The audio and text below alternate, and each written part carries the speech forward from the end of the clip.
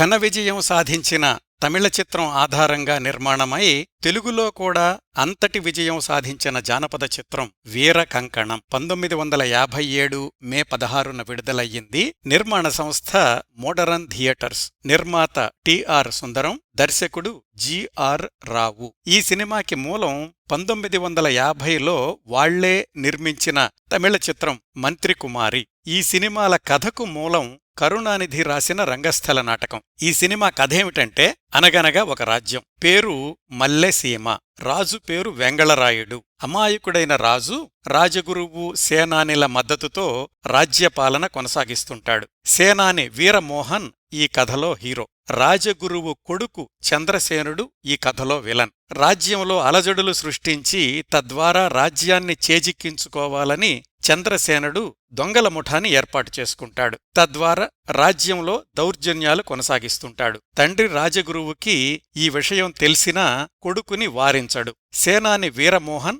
దొంగను పట్టుకోవడానికి వీరకంకణం కట్టుకుంటాడు. మంత్రి కుమార్తె పార్వతి కూడా వీరకంకణం కట్టుకుంటుంది. పార్వతి రాజకుమారి రజని ప్రాణస్నేహితురాళ్లు. రజని వీరమోహన్లు ప్రేమించుకుంటుంటారు. చంద్రసేనుడు మాయమాటలతో మంత్రి కుమార్తె పార్వతిని పెళ్లి చేసుకుంటాడు. వీరమోహన్ దొంగ వేషంలోని చంద్రసేనుణ్ణి పట్టుకుంటాడు. కాని రాజగురువు పన్నిన పన్నాగం వల్ల తానే దొంగగా ముద్ర వేయించుకుని రాజ్య బహిష్కరణకు గురవుతాడు. ఇది కథలో కీలకమైన మలుపు. చంద్రసేనుడి పన్నాగాలు ఎలా బయటపడ్డాయి? అతడి భార్య అయిన మంత్రి కుమార్తె భర్త నిజస్వరూపం తెలుసుకుందా? తెలుసుకుంటే తన స్నేహితురాలు రాకుమార్తె రజనీ కోసం ఏం చేసింది? వీరమోహన్ తన వీరత్వాన్ని, వీరకంకణ శక్తిని ఎలా నిరూపించుకుంటాడు? వీరమోహన్, రాజకుమార్తె రజనీలు ఎలా కలుసుకుంటారు? వీటన్నింటికీ సమాధానాలు తరువాతి కథలో తెలుస్తాయి. ఈ సినిమాకి మాటలు పాటలు రాసింది ఆరుద్ర, సంగీతం సుసర్ల దక్షిణామూర్తి. ఈ చిత్రంలోని